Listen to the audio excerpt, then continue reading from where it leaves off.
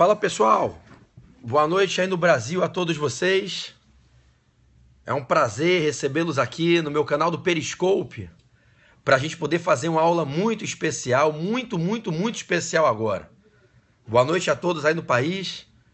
Eu sou o professor Pedro Barreto, a gente já se conhece. Quero recebê-los com muito carinho aqui. Olá, Amo Direito, meus grandes amigos e parceiros. O pessoal do Amo Direito está aqui com a gente, compartilhando. Obrigado. Obrigado por compartilhar com os seguidores. Hoje a gente vai fazer uma super revisão de direito tributário, focando com prioridade o pessoal que vai fazer a prova do Ministério Público, domingo, no estado do Rio de Janeiro. Mais uma revisão que com certeza ela é útil para todos aqueles que estudam para fazer qualquer tipo de prova em que caia a disciplina do direito tributário. O foco vai ser o MP do Rio, isso significa que a gente vai priorizar alguns temas que são de predileção da banca examinadora do concurso do MP do Rio de Janeiro e, evidentemente, alguns temas nos quais a gente vislumbra pareceres importantes do Ministério Público quando as questões são levadas a juízo. De todo modo, reitero desde logo que para todos vocês que estudam para quaisquer outros perfis de certames, essa aula é bem importante. É uma aula de revisão. E como toda aula de revisão, é uma aula que a gente passa por vários assuntos importantes que podem, a bem da verdade, cair em qualquer prova. Tudo bem? Então eu quero agradecer a presença de vocês aí no Brasil, aqui na transmissão. Aí no Brasil são aproximadamente 23 horas, né? 23h05, horário oficial de Brasília. Para mim são 5 da tarde aqui na Califórnia, aqui em São Francisco.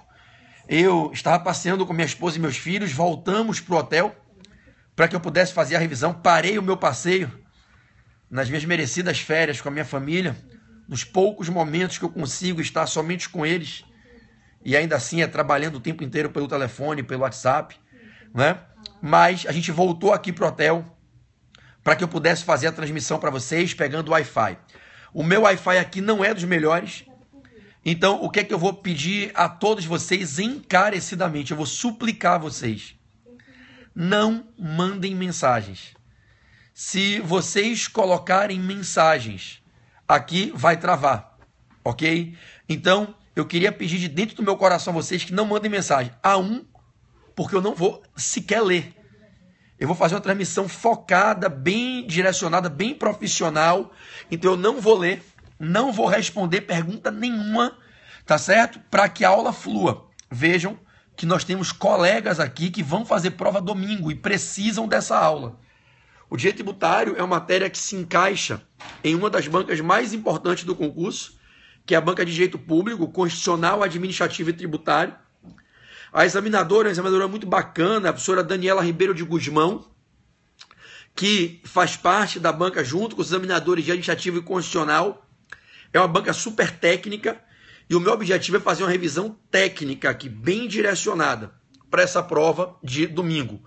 Portanto, eu vou pedir a todos o carinho e o respeito, acima de tudo o respeito, não só comigo como professor, mas com os candidatos que vão fazer a prova, para que de forma alguma interrompam a minha fala mandando mensagens. Então, por favor, controle seu dedo e não mande mensagem, para não atrapalhar a aula, tá? Porque senão eu vou, como é aula de revisão, tem muita gente aí que está na vibe de fazer prova domingo, eu não vou nem pensar duas vezes, eu vou bloquear a pessoa, nem que depois eu desbloqueie.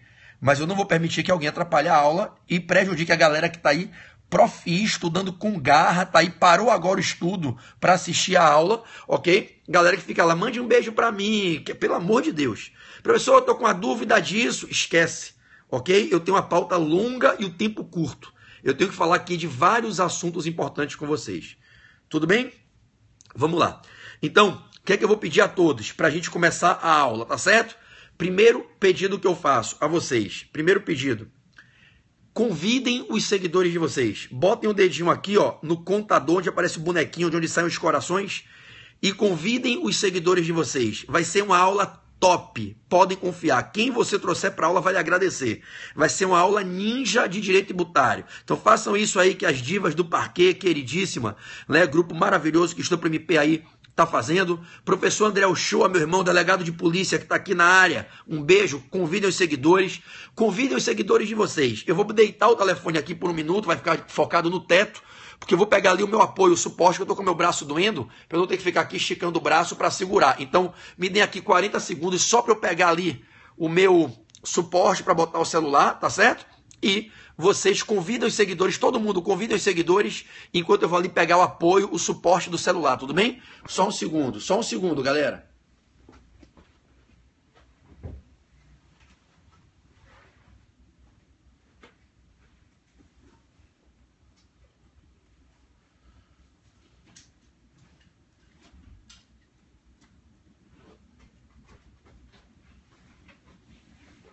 Pronto, tô chegando.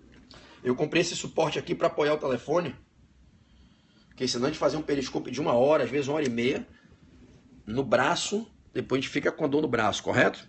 Deixa eu só conectar aqui.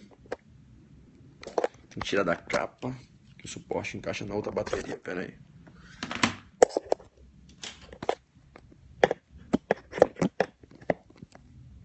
Pera aí, moçada, já vou começar aqui, só um segundo.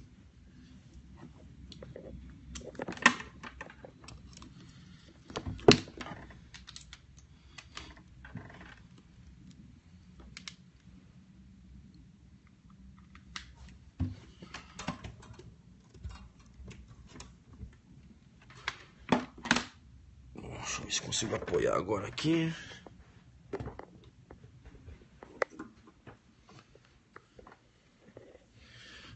Ai, meu pai do céu, vamos lá.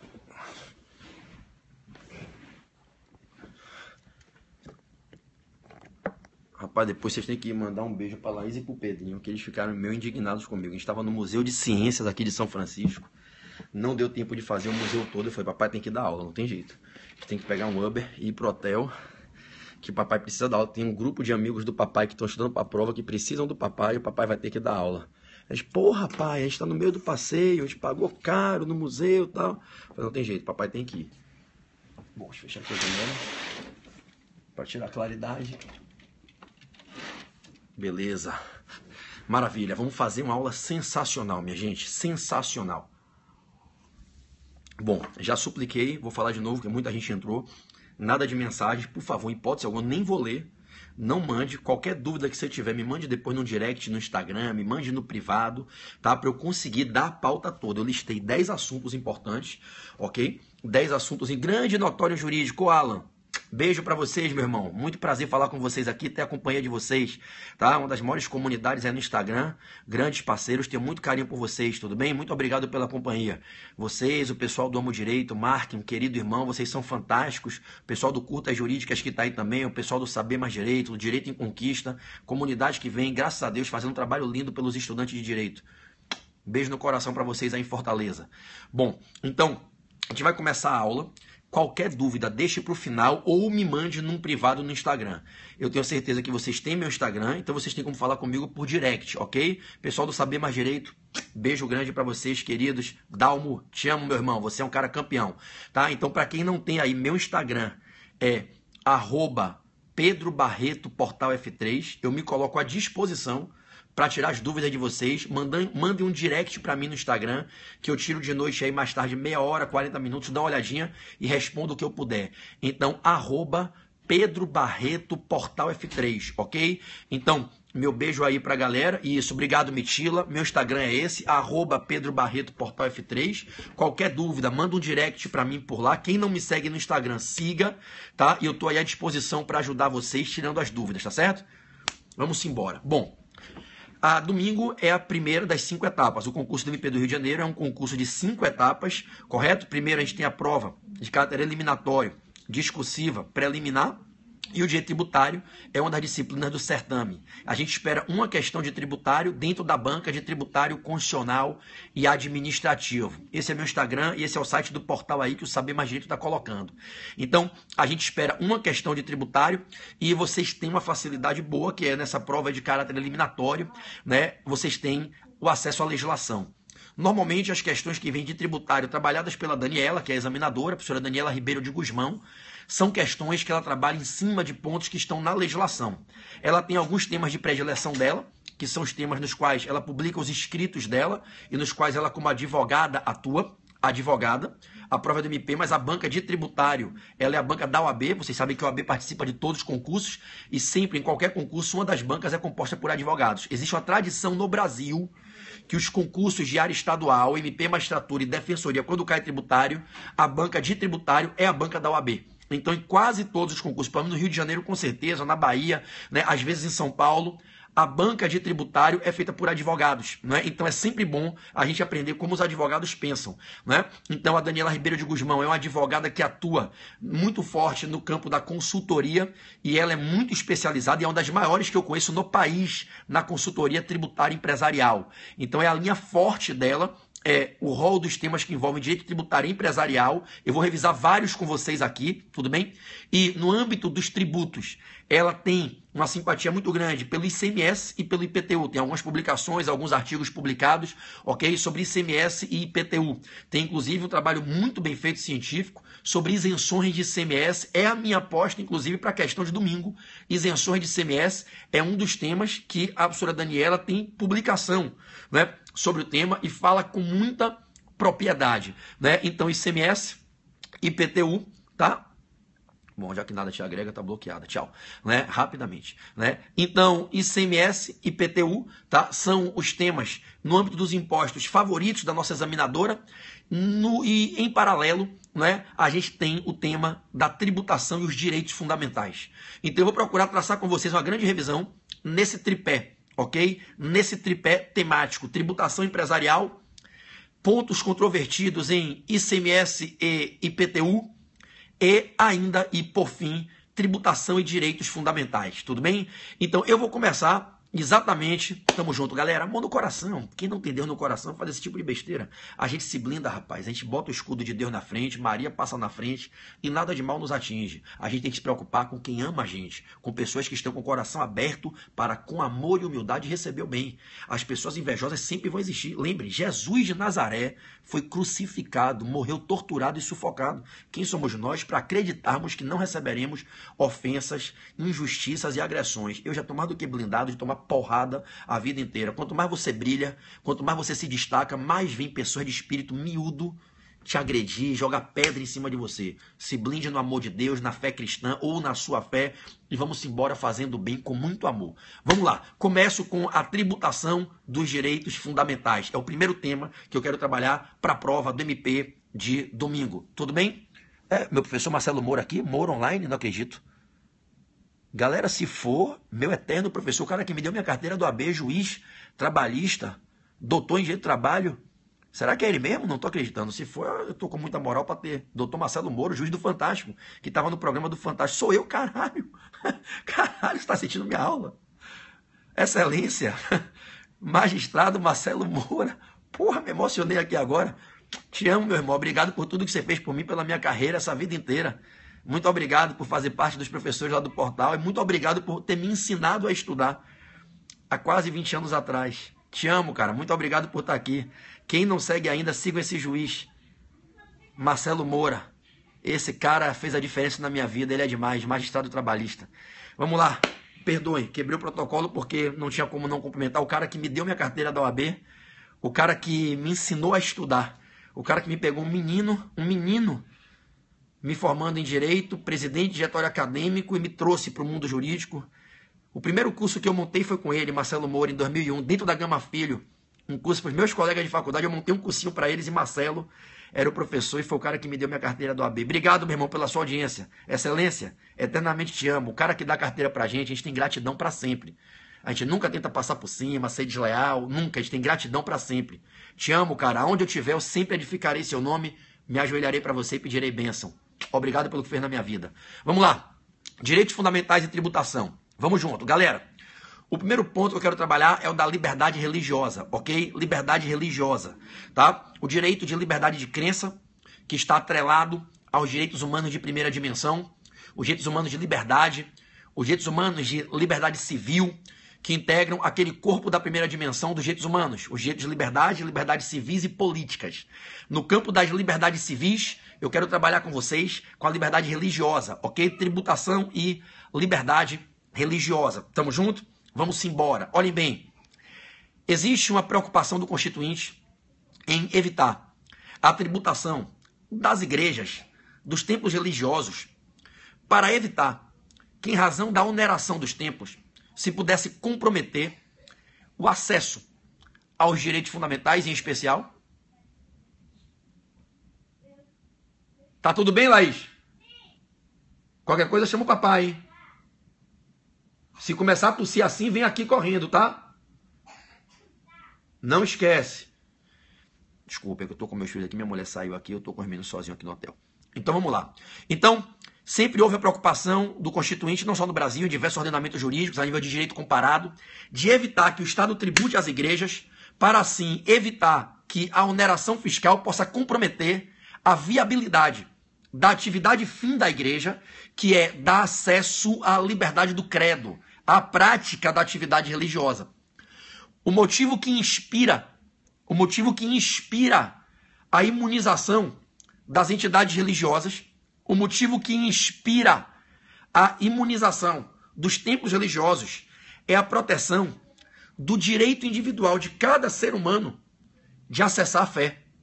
É que, percebam, por um costume romanesco, um costume histórico, muitos de nós buscam um ambiente para a prática da fé. Assim como quando eu quero ver futebol, eu busco um ambiente, eu vou a um estádio. Quando eu quero me satisfazer bebendo com os amigos, eu vou a um ambiente onde a gente toma um bom vinho. Quando eu quero estudar, eu vou a um bom centro de estudos. Muitos de nós, quando quer exercer a fé, procura a igreja. A entidade religiosa, o templo religioso, como pessoa jurídica de direito privado, ela tem por atividade fim oferecer o acesso a atos por via dos quais se congrega o exercício da fé.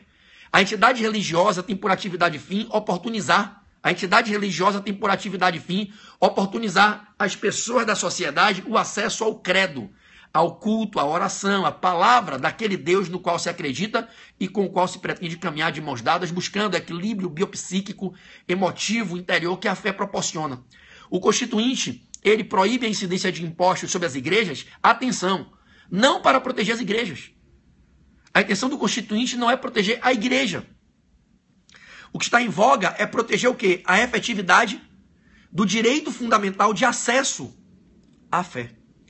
É que para muitos de nós, a busca da fé, ela passa por a gente se dirigir ao templo, àquele ambiente físico, para que a gente possa congraçar ali com irmãos o ato de fé. Então, o que inspira a ratio normativa, a ratio essendi da norma constitucional, que veda a incidência de impostos sobre as igrejas, é a tutela da liberdade individual, a tutela da liberdade individual da fé. Aquela garantia do artigo 5º, inciso 6º da Constituição, a liberdade religiosa. Marcelo, eu te amo, cara. Eternamente grato a você. Eu te amo, cara. Você é uma das pessoas mais especiais da minha vida. Eu posso estar com 80, 90, 100 anos. Aonde eu estiver, eu vou sempre glorificar seu nome, louvar a Deus pela sua vida, da Leninha, dos teus filhos. E sempre, sempre, aconteça o que acontecer, eu sempre vou me ajoelhar e te pedir bênção. Você foi o meu professor. Você fez por mim o que muita gente não fez. Eu te amo, cara. Serei sempre grato a você. Publicamente, minha eterna gratidão e minha declaração de amor a você. Obrigado pelo que você fez na minha vida. Muito obrigado, excelência, magistrado, professor e amigo, Marcelo Moura. Te amo. Bom, então caminhe junto comigo. Caindo na prova essa questão de tributação das igrejas, você não pode construir na sua resposta domingo que o fundamento é a proteção da igreja. Não é. Não é a entidade religiosa, a pessoa jurídica de direito privado que se quer proteger. Não é.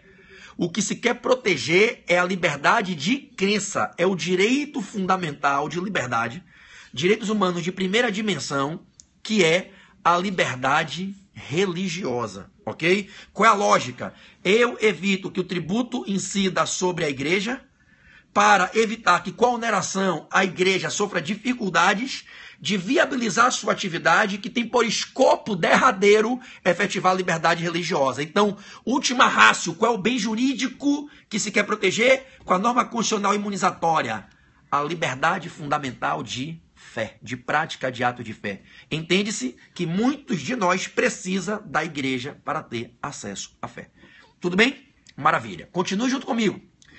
Entendida essa ratio essendi, é fundamental, na hora da prova, você se lembrar que essa imunidade, todavia, que é dada diretamente à igreja para proteger o direito fundamental do fiel, essa imunidade, ela é condicionada. Ela é condicionada, valeu, Douglas. Ela é condicionada, tudo bem? Essa imunidade, ela é condicionada, preste atenção, para que o templo religioso receba a proteção constitucional e fique blindado contra a possibilidade de incidência do imposto, ficando, portanto, de fato imune à incidência do imposto, não tendo que recolhê-lo porque ele não incide. Para que o templo religioso goze dessa imunidade e assim não sofra a incidência do tributo e não seja onerado, exige-se uma condição dele. Essa imunidade do templo religioso ela é condicionada. Condicionada ao quê? Preste atenção, porque isso faz a diferença na prova. Para que esse templo religioso realmente fique protegido, é imprescindível que o patrimônio dele, o patrimônio que ele quer ver, imune à incidência de impostos sobre esse patrimônio, IPTU no imóvel, IPVA no veículo, né, ITBI quando adquire um imóvel onerosamente, a renda que ele ofere, os serviços que ele presta, para que essa entidade religiosa possa efetivamente gozar da aplicação da norma constitucional imunitória. É imprescindível que esse patrimônio, que essa renda, que os serviços prestados não estejam sendo desviados da atividade fim. É imperioso que esse patrimônio, essa renda e esses serviços não sejam destinados à atividade diversa da atividade religiosa. Somente se concederá o benefício constitucional à entidade religiosa se ela estiver com aquele patrimônio dela, com aquelas rendas, com aqueles serviços prestados, ou diretamente utilizados na atividade fim, ou mantidos de forma neutra. Ou usa o imóvel para atividade religiosa ou deixa ele parado. Ou usa a renda no sustento da atividade religiosa ou deixa a renda parada. Agora, se estiver canalizando a renda para outras destinações, se estiver destinando o imóvel para outras finalidades que não tenham conexão com a atividade religiosa, perde o direito de gozar da norma constitucional protetiva. A norma constitucional, lembre, não quer proteger a igreja, ela quer proteger o acesso à fé. Então, para eu dizer que não incide IPTU no imóvel da igreja, não incide PVA sobre o veículo da igreja, não incide imposto de renda sobre as rendas da igreja, essas rendas, esse imóvel, esse veículo não podem estar sendo destinados a um outro fim que não seja a religião. Porque lembrem-se do começo da explicação. A mens legislatores, a ratio essendi da norma constitucional, não é proteger a igreja, é proteger o acesso à fé. Então, o bem tem que estar atrelado à fé. A renda tem que estar sendo destinada à fé. Se eu perco essa destinação e dou destinação diversa, cai por terra a razão existencial que inspira a norma constitucional que veda a incidência do tributo. Então, na prova, como é que essa questão pode cair? Ela pode cair, eu vou até arriscar, eu vou ser ousado e vou arriscar o precedente que eu acho que a Daniela colocaria na prova. Mas vamos lá, vamos devagarzinho para chegar nas conclusões, com a cereja do bolo no final. Essa questão ela pode cair com a examinadora construindo o enunciado e narrando no enunciado que certo município do país está cobrando IPTU de um imóvel que é de titularidade da igreja, ou que certo estado membro da federação está cobrando IPVA sobre veículos terrestres de propriedade da igreja, ou que a União está cobrando imposto de renda sobre rendas auferidas pela igreja. E a banca perguntar se o município acertou, se o estado, se a União acertou ao lançar o imposto sobre as rendas, sobre os veículos, sobre os imóveis da igreja. E o que é que você vai ter que avaliar na estrutura do enunciado, na historinha contada pela professora Daniela? Você vai ter que analisar se aquele patrimônio, o imóvel, o veículo, se aquela renda estão sendo utilizados numa atividade diversa ou não. Se estiverem sendo utilizados na atividade fim, tem a imunidade. A norma constitucional se aplica, a condição estabelecida está obedecida e eles gozam da imunidade. Há outro giro se o enunciado narra que aquele imóvel está sendo destinado a uma atividade diversa da atividade religiosa, que aquele veículo está sendo utilizado para outras finalidades que não a finalidade religiosa. ou que aquelas rendas se destinam ao custeio de outras despesas não conectas à atividade religiosa.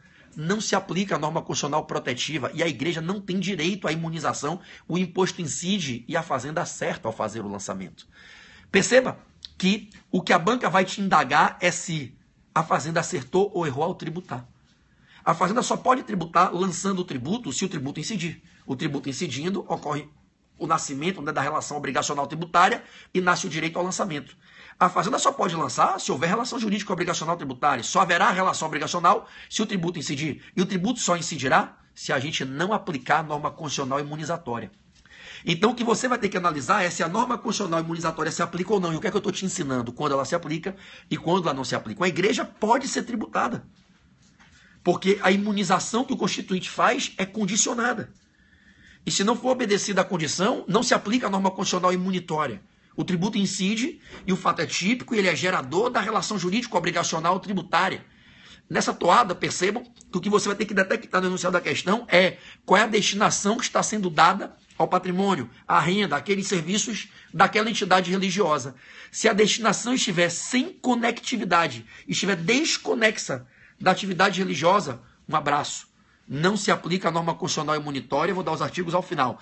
Não se aplica a imunização, o tributo incide, o fato é gerador da relação jurídica obrigacional, existe relação tributária e é devida a tributação, acertando a fazenda pública ao promover o lançamento do tributo.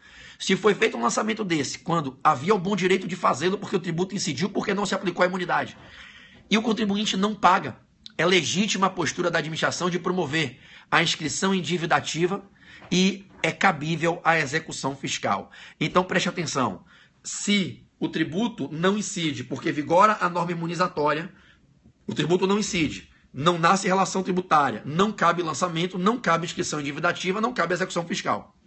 Ao contrário, se o tributo incide, nasce a relação tributária, cabe o lançamento, cabe a inscrição em dívida ativa e não havendo pagamento, cabe a execução fiscal. Para que o tributo incida, há que se afastar a norma constitucional imunizatória. Ao contrário, se aplicar a norma constitucional imunizatória, o tributo não incide. Para que caiba a aplicação da norma constitucional imunizatória, o MP deu um parecer favorável à igreja. Para que caiba a imunidade, é imprescindível o quê? Que esse patrimônio, que essa renda e que esses serviços não estejam sendo utilizados em atividade diversa. Ok? Preste atenção na grande pegadinha que eu vou te colocar agora. Essa é a minha aposta se esse tema cair. Vejam bem, grande pegadinha. Abriu-se uma discussão muito forte na doutrina, e essa discussão foi levada ao STF nos últimos 2 anos, para se analisar se a norma constitucional imunizatória deveria se manter aplicada quando a igreja tivesse um imóvel vago, parado. Comprou um terreno e deixou parado. Abriu-se uma discussão se o direito de gozo da imunidade dependeria de um imóvel estar efetivamente utilizado na atividade religiosa ou se seria cabível a manutenção da imunidade nas hipóteses em que o imóvel estivesse vago, porque entendam, houve um movimento muito articulado das procuradorias municipais do Brasil, existem associações de procuradores, existem organizações de núcleos municipais, os PGMs interagem. E houve um grande movimento articulado pelas PGMs para cobrar IPTU das igrejas, e não só das igrejas, dos partidos políticos, das entidades sindicais de trabalhadores, das entidades de educação, saúde e assistência social sem fins lucrativos, aquelas entidades de direito privados que são imunes, né, aos impostos. Houve uma articulação das PGMs no Brasil para executarem os IPTUs dos imóveis que estavam vagos, que não estavam diretamente sendo utilizados na atividade fim. Então, exemplo, uma entidade sindical de trabalhador tem um imóvel que não está sendo utilizado efetivamente na atividade sindical, ela perde a imunidade. A igreja tem um imóvel, ela comprou um terreno e está parado o terreno, não está se construindo um prédio para se pregar, para se fazer o culto, a missa, pregar o credo. Ela perde a imunidade? Qual foi a tese que a PGM levou a juízo? A Fazenda Municipal foi a juízo dizer, STF, nós entendemos que para que caiba a imunidade, aquele bem tem que estar sendo serviente à atividade religiosa. E no caso concreto, nós temos a prova de que o bem está parado. Então, ele não está destinado à atividade fim. Entenderam, meus amados? E o STF não acolheu a tese da PGM. Atenção! Inclusive, em algumas das ações, houve parecer da Fazenda favorável à igreja. Houve parecer da Fazenda, parecer do MP favorável à igreja, contra a Fazenda. O MP dando parecer em favor da entidade religiosa, em alguns dos processos. Presta atenção. O STF uniformizou a jurisprudência, entendendo que para que caiba a imunidade, não necessariamente o imóvel tem que estar sendo utilizado na atividade fim. O que importa é que ele não esteja sendo alvo de desvio de finalidade. Olhem que bonito. O STF abriu o debate, ampliou o leque de aplicação da norma constitucional protetiva, fez uma interpretação extensiva no afã de proteger o direito fundamental à religião e disse, espera aí, a igreja comprou um terreno agora para levantar um prédio. O prédio se levanta em 24 horas? Imagine que se trate de uma pequena entidade religiosa que juntou lá 200 mil, 300 mil reais para comprar um terreno. Agora tem que botar mais 1 milhão para fazer a construção. Como é que levanta a construção em 24, 48, 72 horas, 3, 6 meses? Às vezes são 2 anos. Então o que é que fez o Supremo? O Supremo disse, olha, a intenção do Constituinte foi não onerar a igreja quando ela vai destinar patrimônio à atividade fim. Quem foi que disse que ela não vai destinar à atividade fim? O simples fato de o imóvel estar vago, parado, não lhe permite presumir que ele vai ser destinado a uma atividade diversa. É que, às vezes, para você conseguir destinar um patrimônio à atividade fim, você precisa de tempo, precisa de capital. Então, para que uma igreja possa, ao comprar um terreno, utilizá-lo para atividade religiosa, ela precisa de capital para investir. Pode ser que ela não esteja com um bom capital naquele momento, ou que ela precise de uma obra que vai durar 2 ou 3 anos. Perceberam? Então, o caso concreto era controle difuso de constitucionalidade, processo subjetivo. Eram alguns municípios do Brasil que estavam tributando, e alguns já em fase de execução, cobrando IPTU das igrejas que tinham comprado terrenos e não tinham construído. Alegando que, como não construíram, não utilizaram o imóvel na atividade fim. Então, alegaram a perda do direito de gozo da imunidade por não vincular o patrimônio na atividade fim. E o STF disse, nananina não. Inclusive, confiem, com a adesão do Ministério Público Estadual de alguns estados em que esse case se repetiu. Né? Então o MP deu parecer favorável à entidade religiosa, entendendo uma coisa que eu, em particular, compartilho, eu concordo. E concordo, inclusive, com os meus colegas, não do MP, que eu não sou promotor de justiça, sou advogado e coach profissional, mas eu tenho muitos amigos particulares do MP, muitos. Fui professor durante anos das escolas do MP, né? E compartilho da posição dos promotores de justiça do MP do Rio de Janeiro. Cláudio Calo, Fabrício Bastos, Cláudia Barros, Porto Carreiro, Elisa Pitaro, Angélica Aglioshi, colegas que dão aula no Portal F3, que vieram da escola do MP para o portal. Eu fui professor da escola do MP de Direito Tributário durante anos, era o titular de todas as turmas, da Amperj e da FEMPERJ no Rio de Janeiro, de 2004 a 2008, 5 anos seguidos, todas as turmas eram minhas, e eu saí porque eu virei sócio de um outro curso e virei exclusivo, assinei contrato de exclusividade, e a posição do MP do Rio, inclusive, que você tem que dar a expansão da norma constitucional no âmbito da tutela dos direitos fundamentais. Então o MP ele se posicionou com pareceres favoráveis ao entendimento que prevaleceu, né? Que prevaleceu, a posição é essa, tá? O MP foi favorável à expansão da imunidade, alegando o seguinte: não se pode presumir, olha a tese, não se pode presumir que a igreja vai pegar um terreno e vai usar para outra atividade que não seja religiosa. De onde é que você vai tirar essa presunção? Baseada em que técnica, em que argumento científico? De onde surge o fato material capaz de legitimar o raciocínio, a presunção a se erguer? Como é que você vai presumir que o cara vai fazer desvio de finalidade? Você não pode presumir que ninguém desvia a finalidade do que quer que seja. Então, qual é a finalidade de uma entidade religiosa? Desenvolver atividade voltada para a religião. Se for para presumir alguma coisa na dúvida, presuma que ela vai atuar na atividade fim, e não que ela vai praticar atos em desvio de finalidade. Então o MP foi favorável ao entendimento que prevaleceu. A posição do MP foi a que prevaleceu. Então, o que é que perfeito? O que é que perfeito? Presunção de boa-fé, presunção de respeito às finalidades institucionais, presunções favoráveis ao cumprimento das regras. Você não presume, né? Kelsey já falava disso na teoria pura, e outros doutrinadores no âmbito da filosofia, Popper, Appel, eu sempre troco, Kant, Comte, Habermas, Hegel, todos, quando se alinhavam na teoria das presunções, todos trabalhavam com a mesma ideia. Você não pode presumir a quebra do sistema, você não pode presumir a ilicitude, você não pode presumir a ilegalidade. Então, para fechar o tema, para não me alongar, o Supremo acolheu a tese dos advogados das igrejas, acolheu o parecer do MP, e o Supremo entendeu que não se poderia legitimar a tributação, não se deveria legitimar a queda da imunidade pelo simples fato de o imóvel estar vago. O município, atenção, o município teria um ônus probando, a Fazenda Municipal teria um ônus de provar que aquele imóvel está sendo utilizado para finalidade diversa da atividade religiosa. Provando-se o desvio de finalidade, aí sim caberia a tributação pela perda da imunidade. Tá claro? Então, meu brother, preste bem atenção. Você que vai fazer a prova e com a bênção de Deus Pai vai ser aprovado para a segunda das 5 etapas. E você sabe que no Portal F3 nós vamos lançar o curso de segunda etapa específica. Eu peço a você que confie no portal. Confie na minha equipe.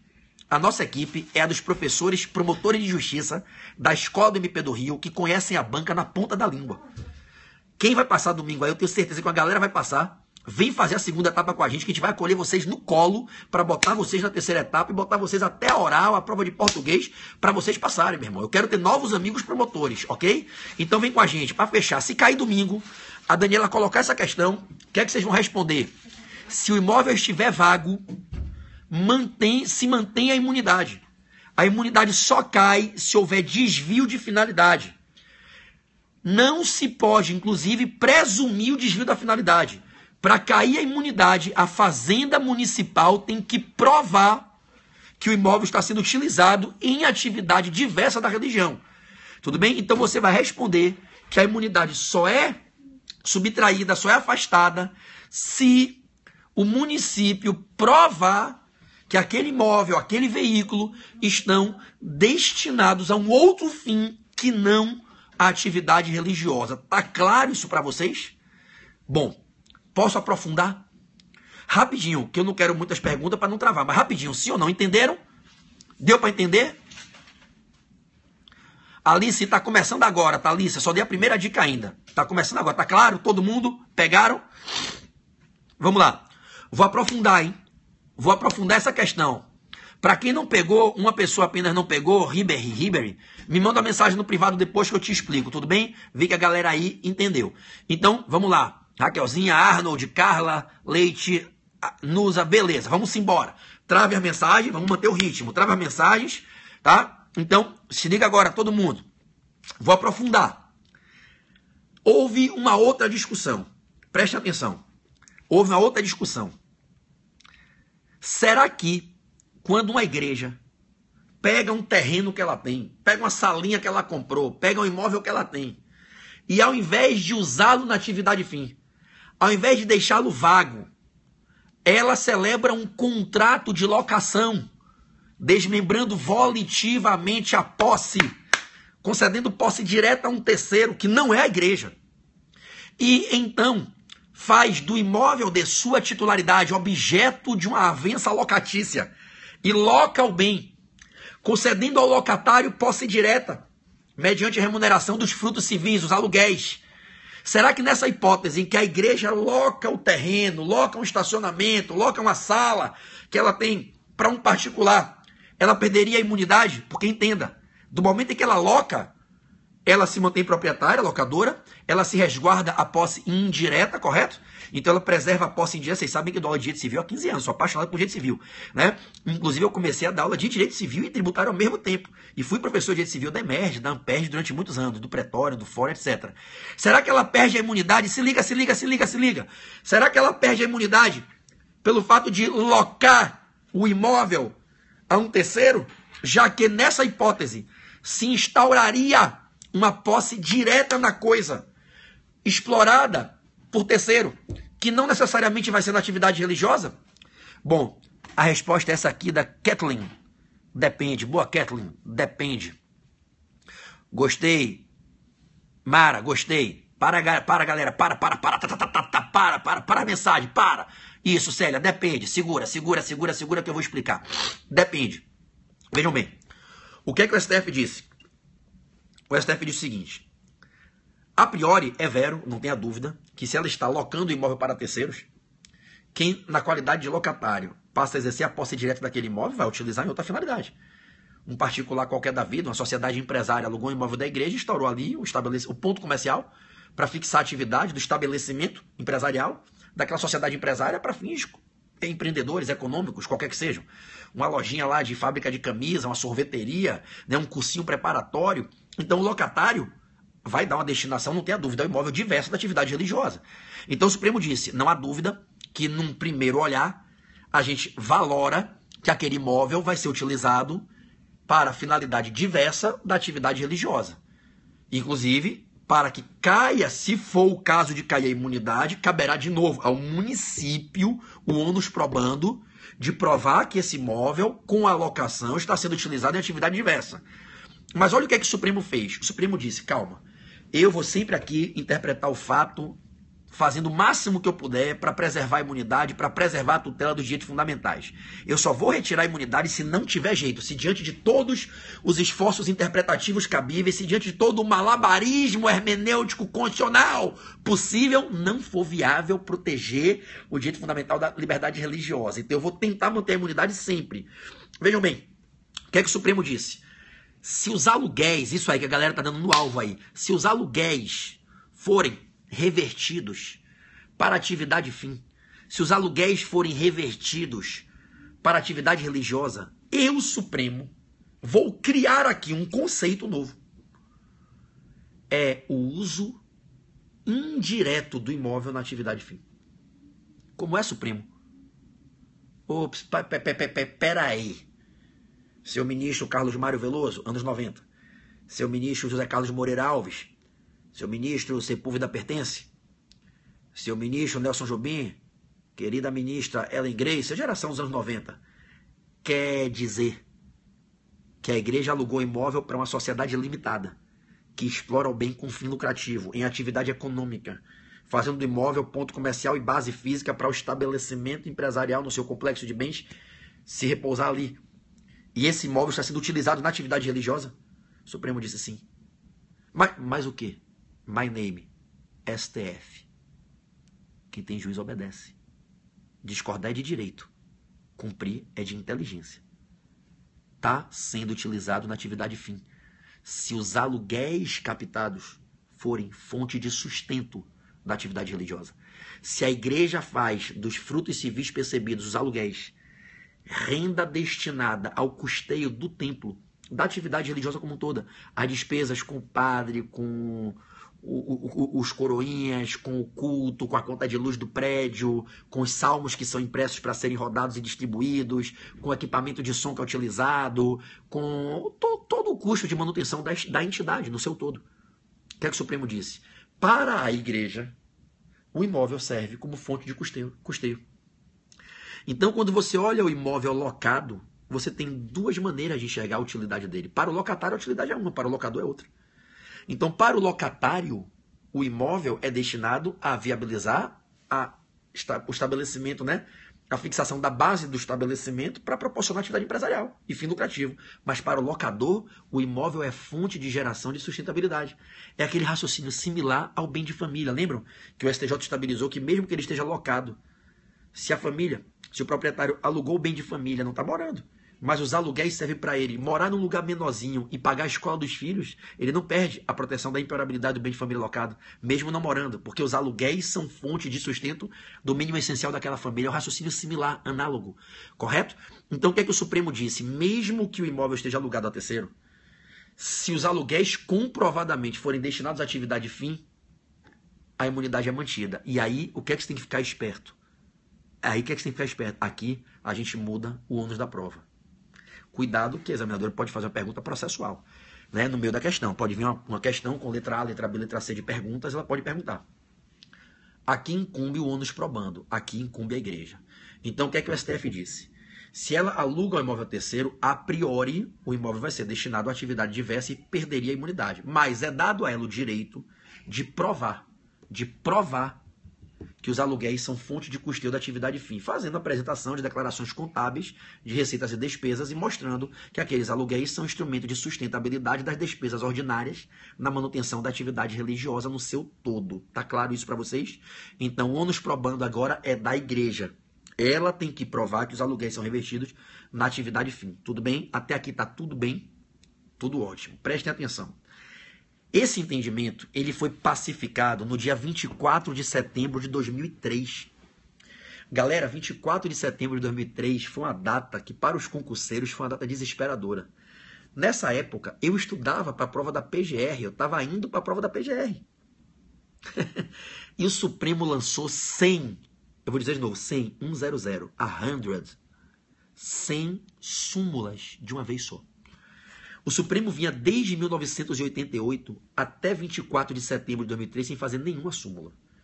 Todas as súmulas que o Supremo tinha eram as súmulas feitas na égide da Constituição de 67 e 69 e na de 46. Imagina que ela vai fazer prova domingo, você tomar uma buchada dessa na testa, 100 súmulas de uma vez só. Puta que pariu. O meu grupo de estudo, né?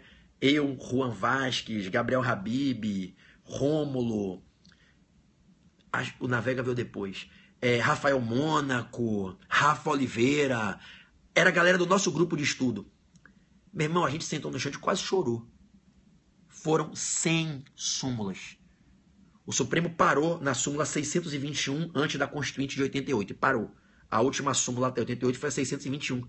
E aí o Supremo ficou 15 anos sem fazer nenhuma súmula. Eis que, quando a Constituição completou 15 anos, na valsa da debutância constitucional, o Supremo larga de uma vez só 100 súmulas, da 622 a 721. Puta que eu pariu. Aí você vai dizer, foi depois do edital. Foda-se. É irrelevante. Súmula não é lei, porra. Súmula é a declaração de um entendimento que já vem se aplicando há anos na jurisprudência. Não tem nada de novo na súmula. Só que nem sempre você domina os entendimentos que estão simulados. Então você tem que revisar tudo aquilo, ler os precedentes. Puta que pariu, meu irmão. O cara, cabelo fica em pé. Na época que eu ainda tinha cabelo. Então, resultado. O Supremo lançou 100 súmulas no dia 24 de setembro de 2003. 15 súmulas tributárias. A 656 a 670. 15 súmulas seguidas tributárias. 656 a 670. 656 a 670. Dessas 15 súmulas, né, vieram, vou chegar na maçonaria, vieram e não veio em 2003 a súmula, ela foi barrada sobre essa questão religiosa. Então, não veio ali entre a 656 e a 670 a súmula da igreja. E aí houve um conflito muito grande. Porra, mas o Supremo não pacificou essa questão? Aí no ano seguinte, o Supremo fez a súmula 724, em 2004. E aí veio a súmula 724 completar as 100 súmulas, que foram 622 a 721. E aí vieram a 722, 723, 724, foi até a 736. Né? O Supremo tem, antes das súmulas vinculantes, 736 súmulas. O Supremo já caminha com mais de 50 súmulas vinculantes que começaram, né, depois de 2007. Então, o Supremo fez, entre 2003 e 2004, 112 súmulas, 114 súmulas, né? Da 621 a 722, da 622 a 721 em 2003 e depois da 722 a 736 em 2004. E aí veio a súmula 724. E o que é que a súmula 724 veio dizer? Cuidado, ela não cita as igrejas. Cuidado, você tem que ter muito cuidado na prova de domingo com isso aqui. Cuidado, preste atenção agora, para não dar uma rabiada e perder uma parte da pontuação da questão. Preste atenção. A súmula 724, ela veio dizer que quando os imóveis são alugados para terceiros, por exemplo, para fim de se explorar um estacionamento, um terceiro alugou lá o imóvel e montou um estacionamento, está tarifando R$5, R$10, R$15 a hora, ok? O imóvel alugado a terceiro, para fim de exploração de um estacionamento, se os aluguéis são revertidos na atividade fim, a imunidade continua. É o entendimento que eu vinha explicando, certo? Mas cuidado com a súmula. Você tem que ter muita técnica para citar essa súmula. Por quê? Primeiro, a súmula não fala das igrejas. A súmula fala das outras entidades privadas. Você tem que dizer que a súmula se aplica por analogia. Você vai aplicar por extensão às igrejas. Perfeito, aplicação analógica, até a expressão mais técnica. Obrigado, Brunão. Então, preste atenção. Para você não tomar uma ferrada, a banca é extremamente técnica. A Daniela é uma examinadora extremamente técnica. Então, se ligue nessa. Você não aplica a literalidade pura da súmula para as igrejas. A súmula fala das entidades do artigo 150, inciso 6, a linha C. C de casa. As igrejas estão na linha B. Então, o entendimento da súmula 724 se aplica por analogia às entidades religiosas.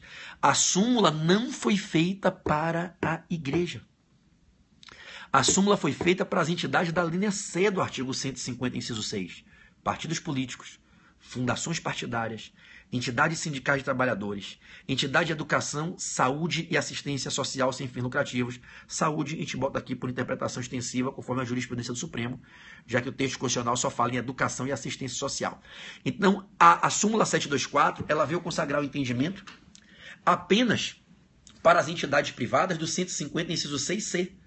E por extensão a esse entendimento, desculpe, por extensão a esse texto da súmula, se aplica o entendimento para as entidades religiosas. Então, domingo, se você for citar a súmula 724, você tem que falar que ela se aplica por extensão, por analogia às entidades religiosas do 150, inciso 6b de bola da Constituição, tudo bem?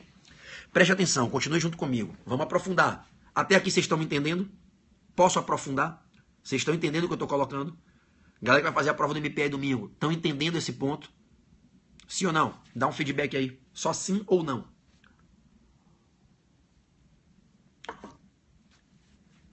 Ok? Então, vou aprofundar, hein? Beleza? Vou aprofundar. Vejam bem. Diversos juízes em varas de fazenda pública no Brasil, acreditem, passaram a negar a aplicação dessa súmula. Você vai dizer, tá brincando, professor? Não, não estou brincando, não. A súmula 724, que tem um entendimento que o Supremo nunca rateou nesse entendimento, o Supremo nunca balançou nesse entendimento. Gente, eu me formei em 2001, eu estudo para concurso há 16 anos. Eu dou aula para concurso há 16 anos. Eu vivo e respiro esse meio há 16 anos. Preste atenção. O Supremo nunca oscilou nessa jurisprudência. Independente das diferentes composições que a Corte foi tendo ao longo, né, desses 27 anos aí de Constituição de 88 para cá, o Supremo nunca rateou. Só que diversos juízes em varas de fazenda não acatavam esse entendimento. Aí você vai dizer, e um juiz pode, professor, desrespeitar uma súmula se não for vinculante? Pode.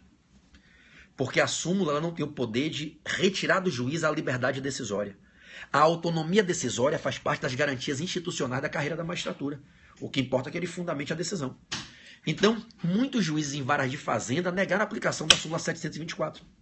E o que é que aconteceu? Do momento em que o juiz na vara de fazenda nega a aplicação da súmula 724 e manda cobrar o IPTU da igreja, o que é que o advogado faz em nome da igreja diante da sentença? Apela. E aí ele leva os autos para o TJ. O TJ, que já tem uma vida toda abarrotada, recebe os autos para julgar uma questão que tem entendimento sumulado no STF. Aí o TJ profere um acórdão reformando a sentença e dando provimento ao apelo da entidade religiosa. O que é que o município faz? Recurso extraordinário para o Supremo. E aí o Supremo faz o que no RE? Nega provimento ao RE do município, mantém o acórdão do TJ local, que reformou a sentença em sede de apelação provida, e diz, não tem por que eu mudar o entendimento da súmula 724. Só que o volume com que isso foi se reiterando foi absurdo. Chegou a hora que o Supremo disse, chega, bicho. Não é possível que nego não respeite o entendimento de uma súmula que não tem razão alguma para ser modificada no seu entendimento, para ser cancelada. Aí o Supremo, em 2015, transformou o entendimento no entendimento com efeito vinculante. Por isso ele fez a súmula vinculante 52. Eu estou lhe ensinando para você entender por que uma súmula vinculante 52 é igual à súmula 724. O fundamento é que a súmula 724 vinha sendo desrespeitada por diversos magistrados e por alguns tribunais de justiça locais, segunda instância da justiça local. Daí o STF fez ano passado a súmula vinculante para dizer, acabou, bicho, acabou a liberdade decisória, agora efeito vinculante. Então, desde a emenda 45, né, reforma do judiciário, de 8 de dezembro de 2004, que se concedeu ao STF a prerrogativa de, respeitados alguns regramentos, editar súmulas de efeito vinculante. E a súmula de efeito vinculante é de cumprimento obrigatório por todo o Poder Executivo e Judiciário. Então, o que aconteceu? Ficou obrigado, todo e qualquer juiz, ficaram obrigados todos e quaisquer tribunais, né, a aplicarem, né, o entendimento agora na súmula vinculante. Tudo bem? Vocês estão junto comigo? Então bloqueei o rapaz aí pela falta de educação dele, falta de respeito com vocês. Imagino aí muitas mulheres, muitas mães, e uma pessoa dessa, uma criatura dessa, sem nenhuma educação, vir aqui ficar se expressando dessa maneira, né? Desrespeitando o professor e os alunos. Se pode, né? Enfim, vamos lá. Então, esquece, vamos lá, abstrai que essas pessoas ruins aí vão aparecer sempre na vida da gente. A gente tem que ter o preparo emocional para saber lidar com isso, né? Ó, vocês sabem disso, principalmente vocês já são meus alunos. Galera, quanto mais você estudar e melhor você ficar, mais porrada você vai tomar. Você tem que ter o casco forte, um preparo emocional forte, coração firme e uma fé em Deus inabalável. O fato de eu dar aula de 9 disciplinas, você não sabe o quanto eu apanho de pessoas que se vier discutir direito administrativo comigo, constitucional, eu atropelo. Eu estudo há 15 anos, cara. Eu sou bitolado, eu sou psicopata em estudar. Eu viajo de férias, eu trago uma mala só de livro, eu leio todo dia. E aí uns caras babaquinha.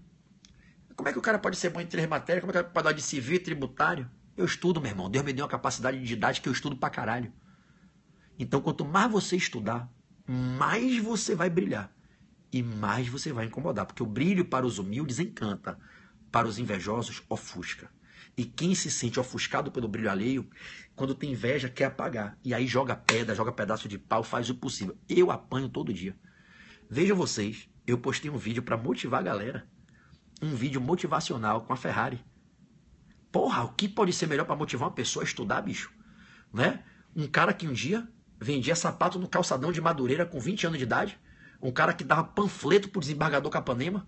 Um cara que ficava na porta do fórum do Tribunal de Justiça, meio-dia, num calor de 40 graus, com terno da C&A comprado em 24 passadas no crediário, dando panfleto. E o cara andando de Ferrari em Las Vegas 15 anos depois. E tudo isso através de um único caminho, estudo. Isso motiva ou não motiva, velho? Aí vem gente, velho, babaca, ficar criticando. Porra, eu não entendo, vem gente medíocre. Mas enfim, Deus no comando, vamos embora. Então, parem as mensagens. Parem as mensagens, vamos embora. Vamos lá. Então, ficou claro por que veio a súmula vinculante 52? Na prova, vocês vão citar a súmula vinculante 52 junto com a súmula 724, ok?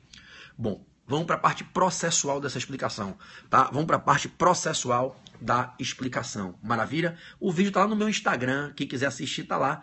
Quem não me segue ainda aí, se puder, eu até pedir essa gentileza, se tiver algum aluno novo aí que não conhece o meu trabalho, meu Instagram é @Pedro Barreto Portal F3. Portal F3 é o meu curso novo, né? Eu fundei 9 cursinhos no Brasil nos últimos 15 anos. Curso de sucesso, o maior curso do Rio, o maior curso de Belo Horizonte, o maior curso de Salvador, fui eu que fundei. Fui sócio, fui um dos donos, criei as marcas e agora eu estou nesse novo projeto, exclusivo, eu, minha mulher e Dani. Portal F3. Quem não conhece meu Instagram, @Pedro Barreto Portal F3. Tá certo? Vamos lá. Então, caminha junto comigo. Na prova, vamos para a parte processual, ok? Tá aí meu Instagram, @Pedro Barreto Portal F3. Vamos para a parte processual agora. Veja bem, a examinadora pode perguntar a vocês se, diante de um lançamento feito contra a igreja, cobrando-se o IPTU em relação a esse imóvel que está alocado para terceiros, mas que os aluguéis estão revestidos na atividade fim e a igreja tem como provar isso, e é dela o ônus probando. A banca pode perguntar como é que pode ser feita a defesa da igreja em face do lançamento do IPTU feito pela Fazenda Municipal. E você vai dizer que a igreja pode escolher ao seu bel prazer, ao seu livre-arbítrio, a impugnação administrativa ou a via judicial. Então, na prova, você vai dizer que cabe tanto a impugnação administrativa como cabe a impugnação judicial. E são vias alternativas. A via administrativa não é uma via obrigatória, não é um pré-requisito obrigatório para gerar condição de admissibilidade da ação impugnativa no judiciário. A igreja pode escolher ir direto para o judiciário ou escolher vir pela via administrativa, tudo bem? Se ela quiser, todavia, impugnar em sede administrativa, ela tem que impugnar dentro do prazo fixado na legislação municipal. Ok? Então, a impugnação administrativa, fomentando a instauração do PAF, do processo administrativo fiscal, depende da obediência ao requisito da tempestividade, sob pena de não mais se tornar cabível, precluindo a via administrativa pela perda do prazo. Então, só vai caber a impugnação em sede administrativa se houver obediência ao prazo. E esse prazo é fixado na legislação de cada município. Tudo bem? Maravilha? Maravilha. Então, vamos lá. A igreja, para impugnar o lançamento, pode optar pelo processo administrativo e pode optar pela via judicial, ok? Falemos rápido aqui sobre o processo administrativo. Caso a banca pergunte, saiba que essa impugnação é gratuita, não precisa de advogado, é gratuita, não precisa de advogado, tá? E se porventura a igreja esbarrar numa decisão denegatória, negando o provimento ao pedido na decisão de primeira instância do processo administrativo, se o técnico da Receita Municipal, ao julgar o feito, negar provimento ao pedido, mantendo o lançamento, a igreja pode recorrer para o Conselho Administrativo de Recursos Fiscais, para o CARF. E recorrendo para a segunda instância, preste bem atenção, esse recurso voluntário para levar os autos do processo administrativo para a segunda instância no âmbito do processo administrativo. Não se pode condicionar a interposição do recurso ao depósito voluntário, ao depósito recursal, desculpe.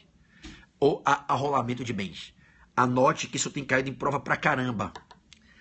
Isso é questão do dia a dia da advocacia tributária e, não obstante a prova seja do MP, a examinadora é advogada, isso envolve direitos fundamentais. Preste atenção. Tema forte que a examinadora trabalha. Se a igreja optou por impugnar o lançamento, fomentando a instauração do processo administrativo fiscal, não precisa de advogado, é gratuita a impugnação, impugnou dentro do prazo tempestivamente e perdeu, ela pode interpor recurso voluntário. Esse recurso independe de qualquer garantia. Se a banca lhe perguntar se é obrigatória a apresentação de um termo de arrolamento de bens ou feitio de um depósito recursal, é inconstitucional. Não é obrigatório e é inconstitucional. O STF entendeu que isso fere o devido processo legal, o contraditório, a ampla defesa em sede de processo administrativo. Lembremos-nos que o artigo 5º abriga a garantia do contraditório para defesa devido ao processo legal em sede também de processo administrativo, artigo 5º 55. Artigo 5º 55, o abrigo constitucional dessa tutela ao contraditório para defesa devido ao processo legal no âmbito do processo administrativo. Então o STF entendeu que caso se exigisse do contribuinte, no caso a igreja, que para levar o feito para a segunda instância no processo administrativo fosse obrigatório o feitio de uma garantia, isso cercearia prematuramente a continuidade do processo no âmbito administrativo. E isso poderia prejudicar o exercício do contraditório com ampla defesa em devido processo legal. O STF acoplou a esses fundamentos, devido ao processo legal contraditório para a defesa, a ideia da proporcionalidade e da razoabilidade. E a Corte Excelsa disse que condicionar a recorribilidade ao depósito obrigatório recursal, ao arrolamento de bens, violaria, olha só, todo mundo comigo, esse quinteto de valores. Ampla defesa, contraditório e devido processo legal, proporcionalidade e razoabilidade. Esses 5 valores estariam violados. Contraditório, ampla defesa, devido processo legal, proporcionalidade e razoabilidade. O Supremo entendeu que era irrazoável, desproporcional, que prejudicaria um contraditório com ampla defesa no devido processo legal em sede de processo administrativo. E aí, o que é que o Supremo fez? Declarou a inconstitucionalidade de todas as leis que condicionavam o recurso voluntário a uma garantia prévia. E o Supremo declarou essa inconstitucionalidade e, insatisfeito por ver os tribunais administrativos desrespeitando o entendimento do STF, o Supremo fez uma outra súmula vinculante, que foi a súmula vinculante 21. Tome nota que nos termos da súmula vinculante 21 é inconstitucional condicionar a interposição do recurso voluntário à garantia prévia, ao depósito recursal, ao arrolamento de bens. Os fundamentos para você citar na prova, na sua resposta. Fere 5 garantias constitucionais, 3 expressas e 2 implícitas. Expressas, contraditório, ampla defesa e devido processo legal. Implícitas, razoabilidade e proporcionalidade. Ok? Então o Supremo entendeu que o due process of law substantive, due process of law procedural, estariam prejudicados. Daí você vai dizer domingo que a igreja pode interpor recurso voluntário, ok? Para levar o feito ao tribunal administrativo sem a obrigação de qualquer garantia prévia. Porque isso fere 5 garantias constitucionais. Estamos juntos? E cita a súmula vinculante 21. Bom, ainda no âmbito do processo administrativo, lembre que se a igreja interpuser, a sua reclamação administrativa, formalizando a impugnação e dando ensejo ao PAF, lembre, tome nota com amor no que eu vou falar agora, que isso cai na prova. Automaticamente, com a interposição da impugnação, da reclamação administrativa tempestivamente, automaticamente fica suspensa a exigibilidade do crédito tributário, fica impedida a inscrição em dívida ativa e fica vedada a execução fiscal.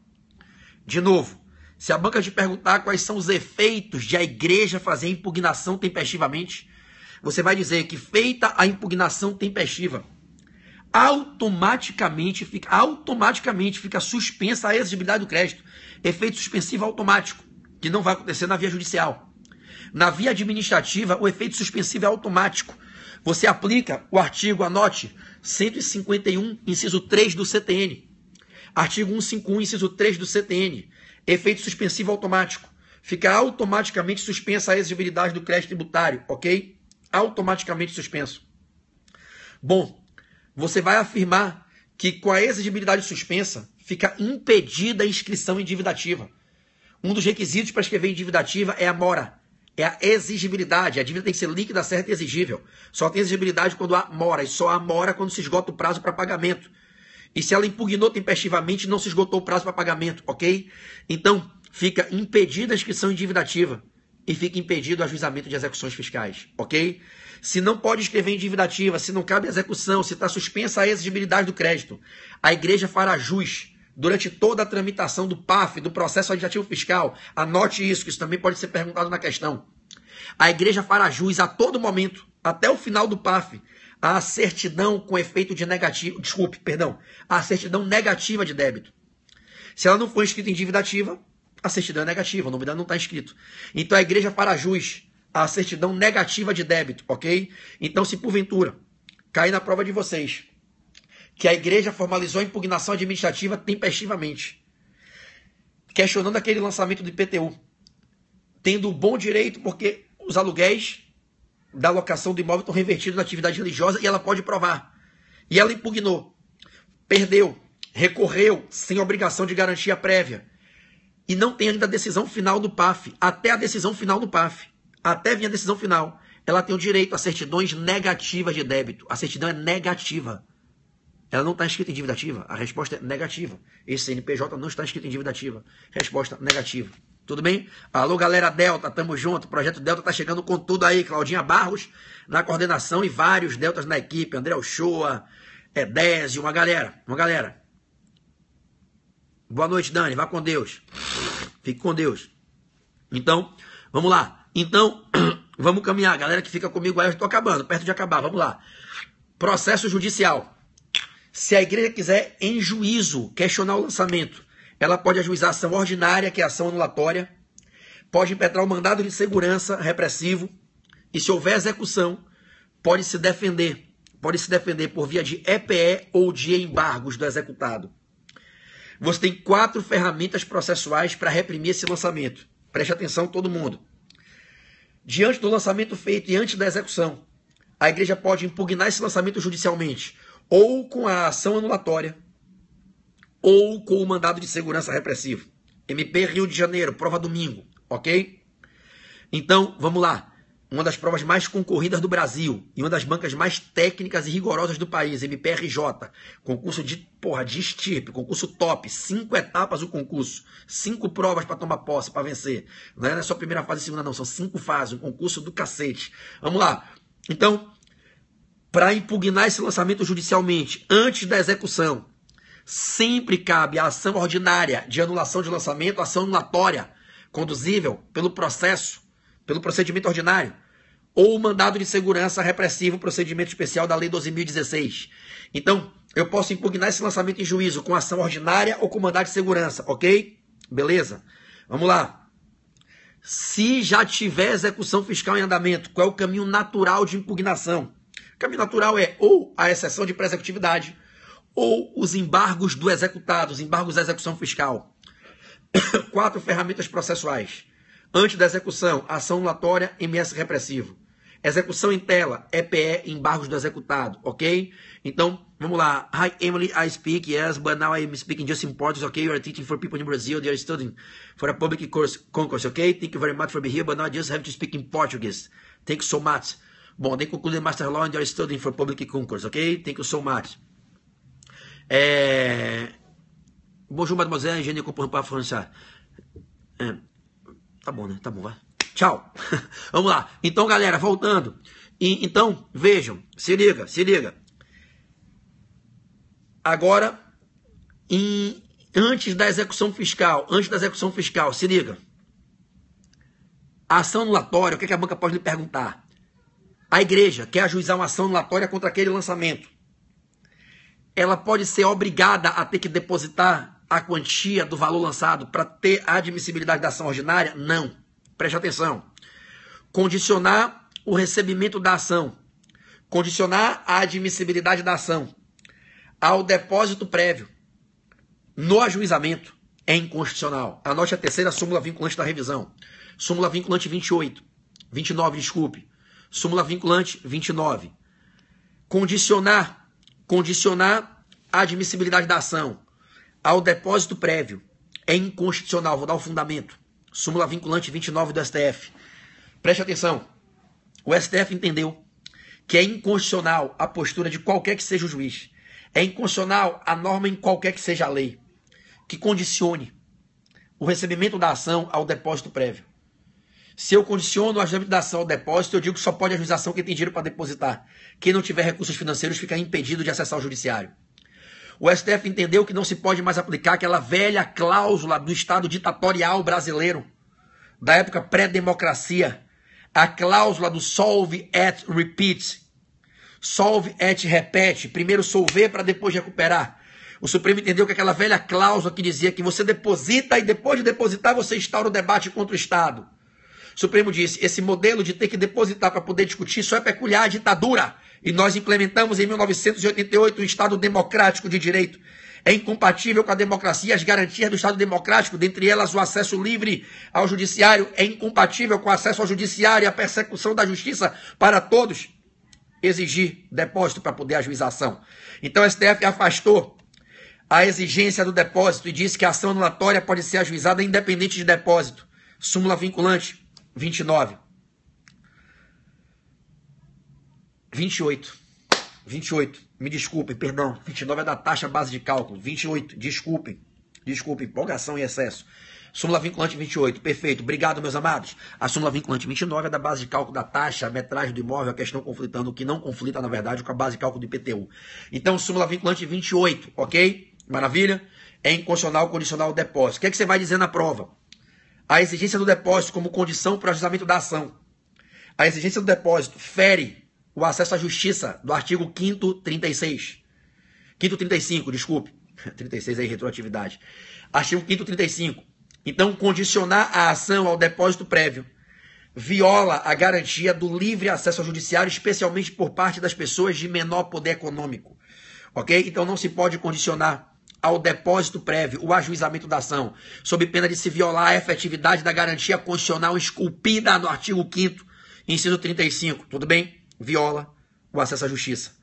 Você vai citar que a cláusula do solve, S-O-L-V-E, solve, de solver, et, repete, de repetir, de recuperar, é inconstitucional. Obrigar a pagar primeiro, para depois se ganhar a discussão recuperar, é inconstitucional. Ok? Maravilha. Bom, preste atenção. Para que caiba o mandado de segurança, é imperioso que estejam obedecidos os requisitos de admissibilidade do MS. Lembre-se, só vai se poder levar o feito ao judiciário para debatê-lo em juízo se, além de a impugnação estar dentro dos 120 dias contados da ciência do ato coator, for desnecessária a dilação probatória. Então a igreja, nesse caso, ela tem que ter provas documentais, cabais, suficientes, planilhas capazes de demonstrar na petição inicial que os aluguéis são revertidos na atividade fim. Se houver necessidade de produção de provas, não vai caber o ataque pelo MS, ok? Então, só será possível o mandado de segurança para impugnar esse lançamento se a igreja tiver as provas pré-constituídas de que, de fato, os aluguéis são revertidos na atividade fim, para então ter a prova pré-constituída na impetração da via mandamental de que ela realmente faz jus à imunidade. Então, só cabe impugnar esse lançamento do IPTU se ela tiver provas cabais, se não for necessária a dilação probatória, se ela não precisar de testemunha, de perícia, de prova superveniente, para que no ato da impetração do remédio heróico, ela possa evidenciar a olho nu ao magistrado que os aluguéis são revertidos na atividade fim. Aí ela pode impugnar o lançamento com o MS repressivo, pede a liminar para suspender o lançamento até o final do processo e a confirmação com a sentença de concessão da segurança, concedendo a ordem definitiva ao final quanto à questão meritória. Tudo bem? Maravilha. Se já houver execução fiscal, ela pode se defender ou com a exceção de pré-executividade nos próprios autos da execução, ou ajuizando a autonomação de embargos fora dos autos da execução, pedindo distribuição por dependência. Se ligue, meu rei, para não errar. Vamos lá. Sim, eu tenho 6 obras, Marcelo, publicadas, 3 em autoria individual e as outras em coautoria. Algumas delas já foram até citadas no STF. A última vez eu fui citado pelo ministro Celso de Mello, no informativo 649 do Supremo. Tem algumas obras sim, ao final eu posso explicar, tá? Mas vamos manter aqui a revisão, tá certo? É que normalmente o pessoal me associa muito só ao pessoal da OAB, porque eu dedico muito o meu tempo ao público da OAB, mas eu treino no coach concursos públicos, coach em procuradoria, coach MP, eu treino alunos aí num grupo fechado muito forte, para concurso público, tá certo? Vamos lá, e tem algumas obras publicadas sim. E agora vai sair meu manual de constitucional agora em março. Sai meu manual de direito constitucional com quase 2.000 páginas, em coautoria, eu e Rafa, meu irmão. Um trabalho meticuloso que a gente fez aí dos últimos 2 anos, tá certo? Vamos embora, vamos lá. Então, se liga junto comigo. Qualquer coisa, viu, Marcelão? Me chame depois no privado, no Instagram, que eu te ajudo no que você precisar. Coração aberto para os novos amigos. Então, rapaziada, se liga. Ajuizado da execução fiscal, a exceção de pré-executividade é uma defesa nos próprios autos da execução, ok? E tem requisitos para ser admitida. Já os embargos do executado traduzem uma ação autônoma fora dos autos da execução fiscal. Então, quando a Fazenda ajuiza a execução fiscal e eu vou defender o executado, no caso do exemplo aqui, que está trabalhando o tempo inteiro é a igreja, preste atenção. Se eu vou defender a igreja diante da execução, se eu quiser ajuizar a ação de embargos, é uma ação autônoma, fora dos autos do processo de execução, na mesma vara que corre a execução, e eu peço a distribuição por dependência, para formar os autos compostos, ok? Paralelos apensados, ok? Então, ação de embargos fora dos autos. EPE dentro da própria execução. EPE não é uma ação, você não ajuiza uma ação. Você junta a petição incidente nos autos da execução, você junta a petição da igreja, executada sobre a petição inicial do procurador da Fazenda, e você pede ao juiz, na vara de execução, que acolha a EPE, se for o caso, para extinguir a execução, entendendo que não cabe a execução por inexistência do débito, por conta da imunidade tributária, ok? Se ligue. Na prova, se cair a pergunta de âmbito processual, você vai dizer que só cabe a defesa por EPE nos autos da execução se estiverem obedecidos os 2 requisitos da súmula 393 do STJ. Anote que isso pode cair domingo. Só vai caber a EPE se estiverem obedecidos os 2 requisitos cumulativos da súmula 393 do STJ, ok? Ou seja, tem que ser matéria de ordem pública, e desnecessária a dilação probatória. Similar ao raciocínio do mandado de segurança. Então, só vai caber a defesa da igreja, no caso, por via de exceção de pré-executividade nos autos da execução, se eu tiver diante de matéria de ordem pública e se eu tiver diante de desnecessidade de dilação probatória. Se não for necessária a dilação probatória, você argue a nulidade da CDA, a nulidade da matéria de ordem pública, e você faz a defesa em EPE. Qual é a vantagem de fazer a defesa em sede de EPE? Não precisa de garantia e não tem prazo. EPE pacificou recentemente o STJ na primeira sessão de direito público, um julgado fantástico, embargo de divergência, recurso especial, relatoria do ministro Hernan Benjamin, né? EPE é uma defesa atemporal, não tem prazo, em qualquer fase do processo você pode apresentar a sua EPE, ok? E nulidade da CDA é matéria de ordem pública, então se eu tenho imunidade tributária, eu não tenho dívida, então não tem dívida líquida certa exigível ali, então eu tenho nulidade do título executivo. Então, eu apresento a EPE nos autos, a vantagem da EPE é que eu não tenho que dar garantia, ok? Não tenho que dar garantia, ok? Não preciso dar garantia e não tem prazo, diferente dos embargos, que na execução fiscal tem prazo e tem que dar garantia. Tá claro? Então, se cai na prova, eu posso defender a igreja em sede de exceção de pré-executividade, independente de prazo, independente de garantia, nos autos da execução, desde que eu tenha matéria de ordem pública, eu tenho a nulidade da CDA e que eu não precise de dilação probatória. Esse é o requisito top que tem que estar presente na questão. Não é necessária a dilação probatória. Aí cabe a EPE, súmula 393 do STJ. Tamo firme? E os embargos? Normalmente a gente vai para os embargos quando a gente precisa de dilação probatória. Porque se não for preciso de dilação probatória, eu não vou ajuizar ação de embargos, não faz sentido nenhum. Eu junto a EPE nos autos do processo e peço a extinção do processo e peço que declare que não cabe a execução contra o meu cliente. Agora, se eu vou embargar a ação de embargos que se ajuiza na mesma vara, distribuição por dependência, a ação de embargos tem que ter garantia prévia, ok? Cuidado, pelo amor de Deus, agora. Embargos à execução fiscal ainda vale a exigência de garantia. Você não vai aplicar na execução fiscal o regramento que há 10 anos se aplica na execução civil. Desde a reforma do CPC de 2006, com a Lei 11.382 de dezembro de 2006, que na execução civil se passou a poder embargar a execução civil sem garantia. O ainda vigente CPC de 73, no artigo 736, autoriza o executado a embargar a execução civil sem garantia. Isso foi uma novidade em 2006, fazem 10 anos. Eu me formei em 2001 e eu estudei sem conhecer isso. Eu me formei na faculdade de Direito em 2001, só cabia embargar a execução civil ou fiscal dando garantia. Em 2006, se passou a autorizar embargos à execução civil sem garantia, mas não à execução fiscal. Os embargos à execução fiscal continuam com a obrigatoriedade da garantia prévia do juízo pelo embargante. O executado embargante tem que dar a garantia. Se ele não der, inadmissibilidade dos embargos. Eu acho que daqui a alguns anos o Supremo vai derrubar isso, porque isso fere o acesso à justiça por parte de pequenos empresários, contribuintes de baixa renda que não conseguem embargar. Mas ainda se aplica essa exigência. A súmula vinculante 28, que eu citei mais cedo, não é para execução fiscal, é para ação anulatória, não é para embargos. A jurisprudência hoje ainda é no sentido de que só se ajuiza embargos à execução fiscal respeitando a exigência de dar garantia, anote, que você pode precisar manusear isso na prova domingo, a exigência que está no artigo 16, parágrafo 1º da Lei de Execuções Fiscais.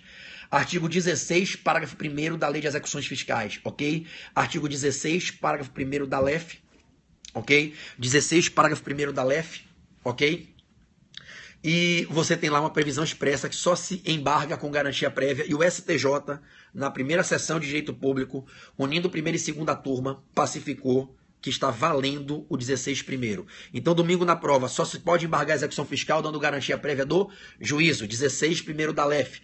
PB, não aplica o 736 do CPC? Não. Princípio da especialidade da norma da LEF na execução fiscal. O CPC só se aplica subsidiariamente onde não há conflito, ok? Aqui eu tenho a norma especial da LEF, só embarga a execução fiscal com garantia prévia do juízo. O que é que eu posso dar em garantia?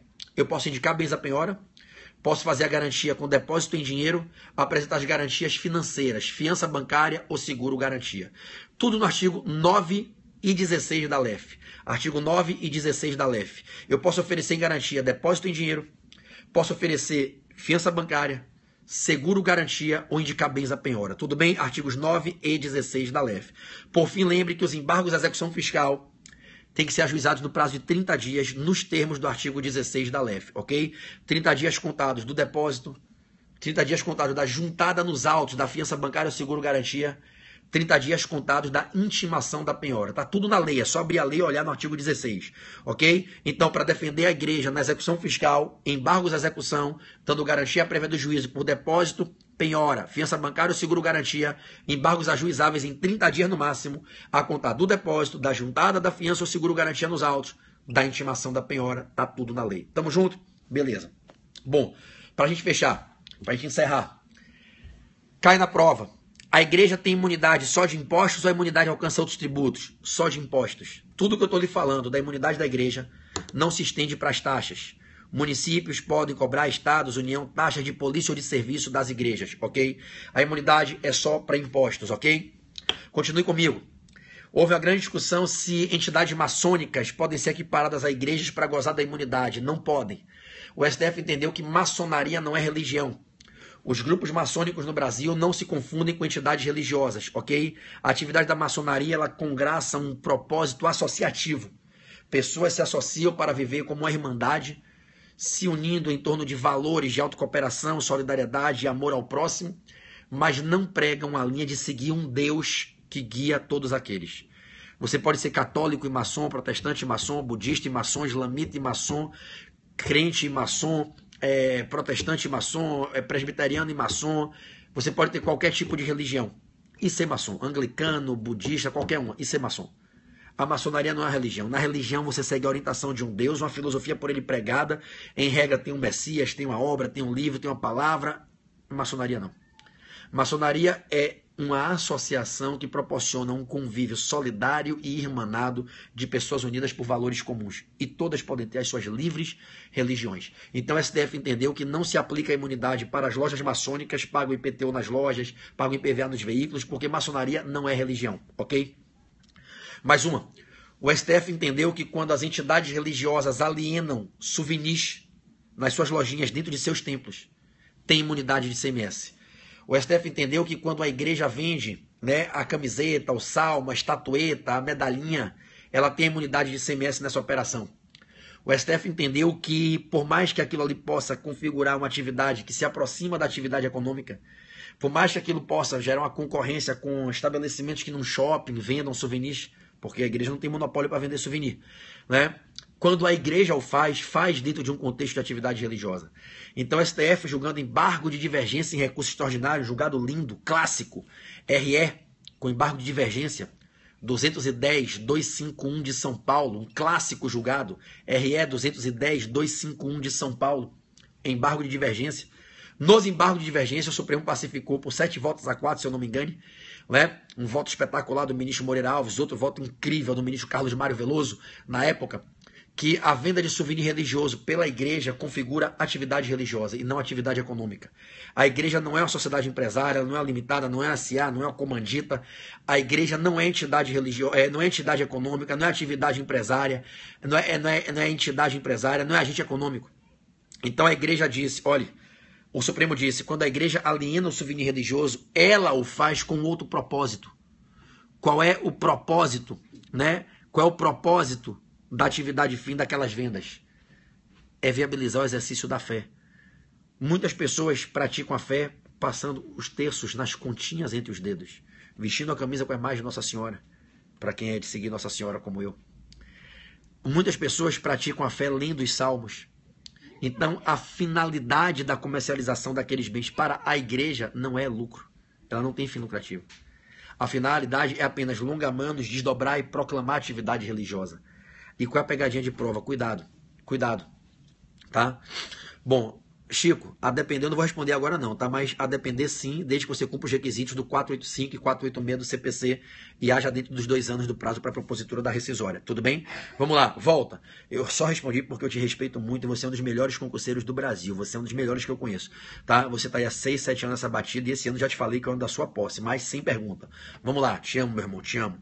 Tá? Obrigado por estar sempre aqui junto comigo. Você é um dos melhores que eu conheço e é um dos melhores que eu já treinei, tá? Pode sim caber a rescisória se respeitar os requisitos genéricos e específicos, formais e materiais, temporais, para o cabimento da rescisória, tudo bem? Observa na prova o juízo correto para a propositura, em que tribunal você vai propor, observa os requisitos da petição inicial, o depósito, observa os requisitos procedimentais do 485 ao 495, o prazo dos 2 anos, não esquece do trânsito em julgado, cita a súmula do STJ, tá? E pode caber sim a rescisória. Vamos lá, volta para cá. Então, galera, cuidado com a pegadinha na prova, que é a seguinte: eu, Pedro Barreto, se estiver vendendo souvenir, incide ICMS, tá? Aquelas lojinhas lá em Aparecida, uma lojinha no shopping quando vende souvenir religioso, incide ICMS. Não existe imunidade para a venda de souvenir religioso, incide imunidade para a igreja. A igreja vendendo souvenir religioso tem imunidade, ok? Beleza? Mais uma, cemitério religioso. Houve uma grande discussão na Bahia quanto à igreja anglicana que conseguiu uma autorização do poder público baiano para fazer atividade obituária dentro de um imóvel da igreja anglicana, lá no Campo Grande, em cima do Yacht Clube da Bahia, né? Na verdade, ali na subida da ladeira da Barra, do Corredor da Vitória, entrada do Corredor da Vitória. A igreja anglicana conseguiu uma autorização para fazer o enterro de membros da comunidade anglicana dentro do imóvel. Como a igreja católica também faz, em algumas igrejas que tem o enterro de pessoas do alto clero, do alto escalão, assembleia episcopal, né? Então, a igreja anglicana conseguiu. E aí foram muitos corpos. A Fazenda Municipal teve ousadia, eu vou dizer que foi ousadia, porque foi ousadia mesmo fazer isso, de cobrar o IPTU, bicho, alegando que tinha que pagar IPTU, porque ali era um cemitério. É óbvio que os imóveis destinados aos cemitérios tradicionais, explorados por concessionários que venceram licitações, incide IPTU, porra, claro, é atividade econômica, a concessionária tem fim lucrativo, a atividade funerária é desenvolvida em regra no segundo setor, no mercado, e as concessionárias não têm imunidade tributária, obviamente que não, tá? E aí o que é que acontece? O município disse, ali é um cemitério, todo cemitério paga imposto. A igreja anglicana ganhou no Supremo e disse não. Aqui não é um cemitério tradicional, isso aqui é a igreja. Nós somos a igreja, nós não somos uma concessionária que venceu uma licitação, celebrou um contrato administrativo e com fim lucrativo explora título de atividade econômica. Isso aqui não é um cemitério tradicional. Se é um cemitério, não é tradicional.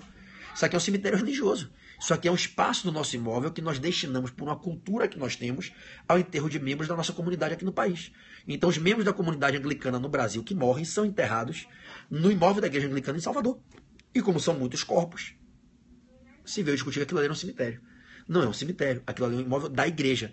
Então o Supremo deu a imunidade. Cuidado na prova, porque o fundamento da imunidade não é ser cemitério, porque não existe imunidade para cemitério. O fundamento é ser igreja. Se entendeu que ali era a atividade religiosa, fazia parte da cultura religiosa da igreja anglicana enterrar os corpos dos membros juntos no imóvel sede daquela comunidade naquele país.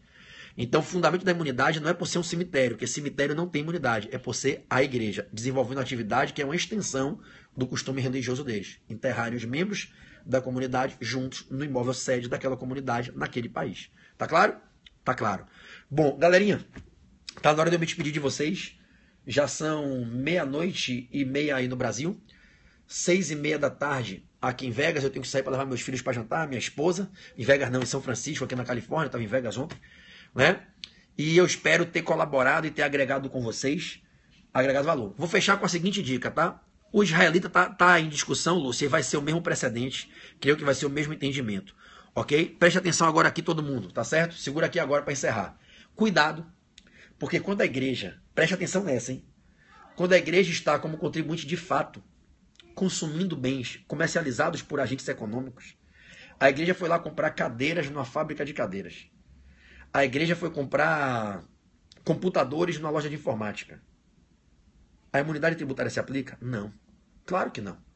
Porque aqui, preste atenção, aqui o ICMS, se fosse o caso da fábrica, o IPI, incide enquanto fornecedor, que é o contribuinte de direito. A carga tributária incide normalmente e ela é repassada, infelizmente, como repercussão tributária por dentro do preço para a igreja consumidora final. O que eu estou falando para a igreja vale para todas as outras entidades imunes privadas do 150, inciso 6, partido político, fundação partidária, entidade sindical de trabalhador, entidade de educação, saúde e assistência social sem fim lucrativo, igreja. Quando elas estão como consumidoras, exemplo, a igreja foi e comprou uma garrafinha de água numa lojinha que vendeu a garrafinha de água. O ICMS incidiu contra a lojinha. O ICMS é embutido no preço, a repercussão tributária, repercute a carga tributária no consumidor final, que é o contribuinte de fato. Cabe o imposto normalmente. Não tem imunidade para o fornecedor do bem de consumo. Então a igreja, ela não é tributada pelo município, pelo estado com o ICMS. Ela recebe embutido no preço. Ela recebe embutido no preço. Entenderam? Então, embute-se no preço o imposto. Aí cabe. Porque ela, na qualidade de consumidora final, de contribuinte de fato, ela não tem imunidade tributária. A imunidade tributária é quando ela está, ela vendendo mercadoria, ela vendendo souvenir, ela oferendo renda, ela dona do imóvel. Tudo bem? Bom, povo lindo, esse foi o tema que eu escolhi, essas foram as considerações que eu queria trazer para essa revisão. É uma aposta forte que eu tenho para a prova de domingo. Né? Espero que de alguma maneira tenha agregado valor. E o que eu quero deixar como mensagem para vocês é o seguinte: nunca esmoreçam. Se você tem o sonho de passar no MP ou qualquer que seja outro concurso, ou independente do concurso, apenas tem o sonho de se capacitar para ser muito bom e ser muito bom no que você faz, e ser o melhor do que você faz, ou estar entre os melhores, preste bem atenção. Não desista. Não seja impaciente com você. Não seja cruel com você. O fruto não vira fruto rapidamente. Você precisa de tempo para plantar, para semear, para estabilizar as raízes. Eu levei 15 anos depois de formado para chegar onde eu estou chegando. Eu me formei em 2001, eu era um menino, não tinha nem cabelo branco aqui do lado, tinha cabelo aqui na testa, não tinha filhos, não era casado. É claro que eu tinha ansiedade que todo mundo que está começando tem. Mas eu procurei sempre superar as minhas dificuldades e controlar a minha ansiedade, me alimentando da minha fé e do meu sonho de ser grande. E eu nunca desisti, eu quebrei os retrovisores, quebrei o pedal de freio e falei, eu não vou parar, não tem volta, para mim não tem volta. Ou eu fico bom, ou eu fico bom. Ou eu vou prosperar no direito, ou eu vou prosperar no direito. Não tem outra opção. Domingo você vai fazer uma prova, que é uma prova muito difícil e muito competitiva. Muitos de vocês, como o Chico, que está aí, já está 6, 7 anos estudando. Alguns vão passar, outros vão precisar de um pouco mais. Mas para aqueles a quem Deus entenda que no Kairos, no tempo que Deus escreve, para aqueles que Deus entenda que ainda seja preciso um pouco mais, levante sua cabeça e siga em frente. Malcolm Gladwell, um dos maiores coaches do mundo, me ensinou. E ensinou a muitos que a gente precisa de 10 mil horas de voo para adquirir a expertise em qualquer coisa. 10 mil horas de voo são 1000 horas por ano ao longo de uma década. 1000 horas por ano são 3 horas por dia de muita dedicação, todo dia, sem parar, 3 horas todo dia de estudo. Para depois de 10 anos você atingir um nível de excelência. Dói passar 10 anos se dedicando, pagando preço, renunciando, tomando porrada? Claro que dói. Quem vai dizer que não dói?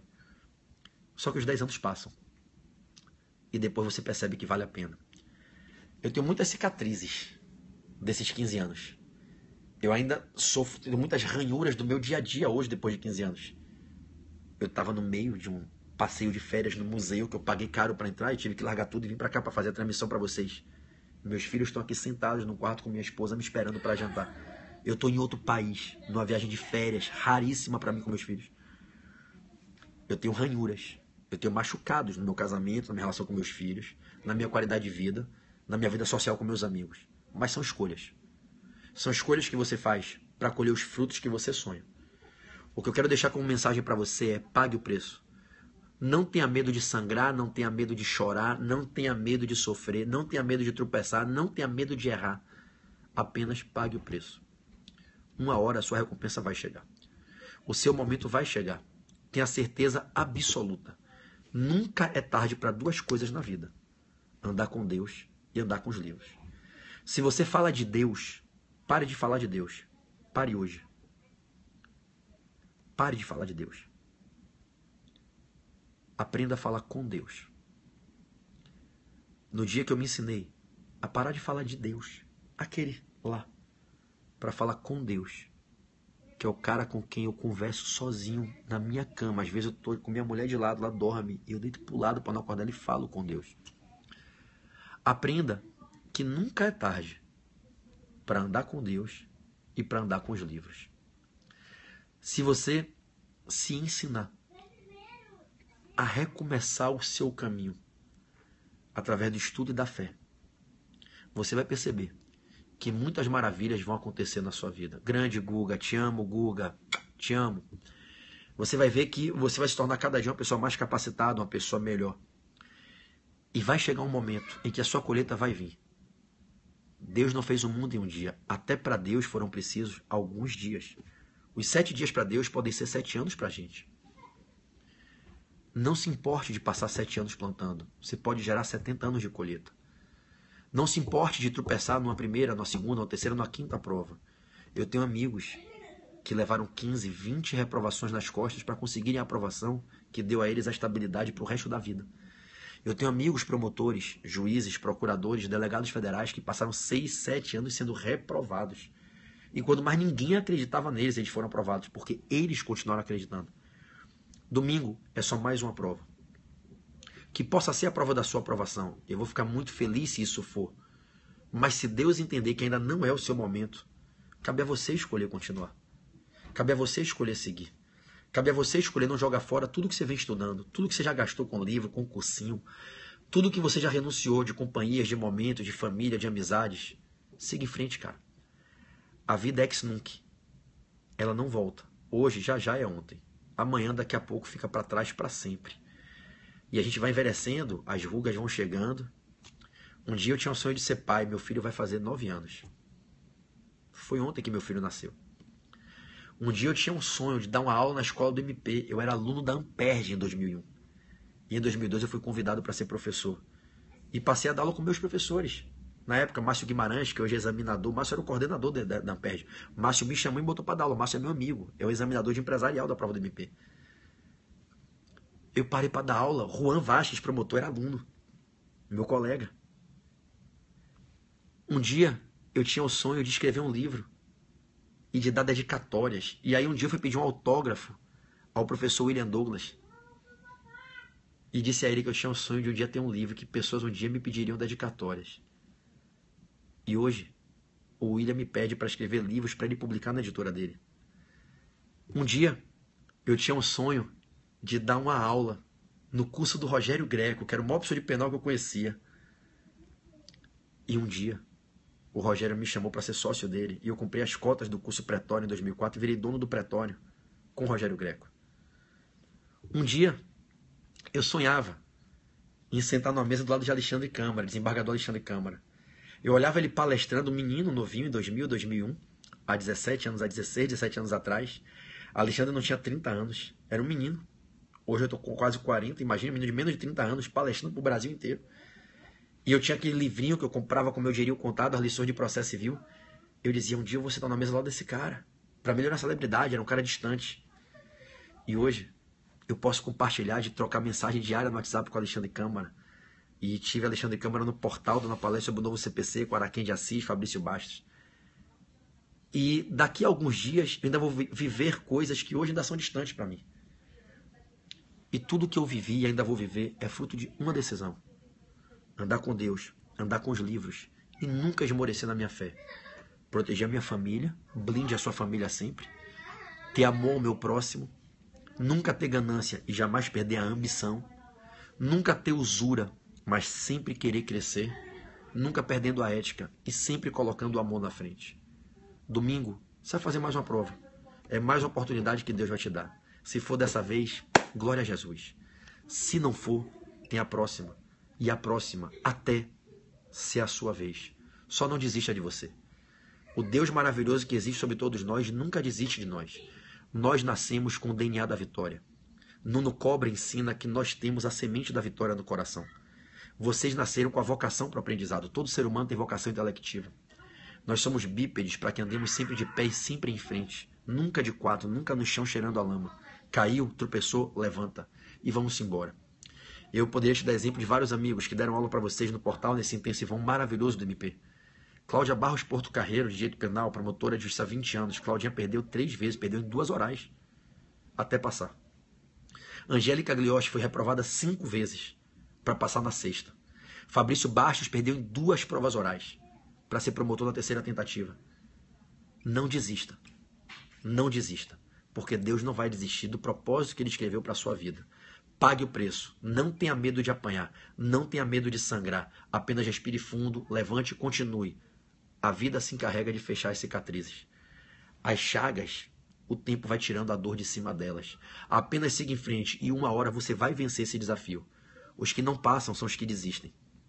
Os que eram melhores que você é porque começaram primeiro. Eles vão passar. E vai chegar a sua vez. Não duvide disso. É a sua crença, é a sua fé que vai mover o seu mundo e vai te levar aonde você quer chegar. É sua, unicamente sua a escolha de acreditar nisso ou não e de lutar por isso dando o seu melhor. Que Deus abençoe vocês. Que amanhã vocês possam assistir já hoje, né, a revisão do portal. Ela é de 8 da manhã às 5 da tarde, 5h30. Que vocês possam revisar com os professores todos. Hoje vão estar lá Cláudio Calo, Fabrício Bastos, Cláudio Tenório, Angélica Gliotti. Acho que a Lúcia Gliotti vai estar também, Claudinha Barros. Acho que vai estar a Ângela Silveira de ECA, Elisa Pitaro, um time muito forte. Luiz Oliveira de administrativo. Tá? Então, vá lá, assista a revisão do portal. Vá, você que é do Rio, vá presencial. Você que está no Rio, vá lá no portal. Pague o valor, é um valor simples de investimento, não é um valor caro. Vá ao portal amanhã, vai estar lindo o portal recebendo a galera. A galera que está se inscrevendo online, está bombando a inscrição online. Vocês vão gostar. Quem não me conhecia, eu quero dizer que eu fico muito feliz em recebê-los aqui. Sou muito grato pelo carinho que vocês têm comigo, pelo respeito que vocês têm à minha família acima de tudo, o carinho que vocês têm com a minha esposa, com os meus filhos. Muito obrigado. Quem não me segue no Instagram, siga, @Pedro Barreto, Portal F3. Meu trabalho é muito bacana no Instagram. Humildemente eu procuro ajudar todo mundo com posts bacanas, motivadores, criativos, vídeos de incentivo. Eu vou ficar muito honrado com a companhia de vocês. Tudo bem? Enfim, chegou a minha hora. Que Deus abençoe vocês, que Jesus vos guie. Até as próximas transmissões aqui no Periscope. Um beijo a todos.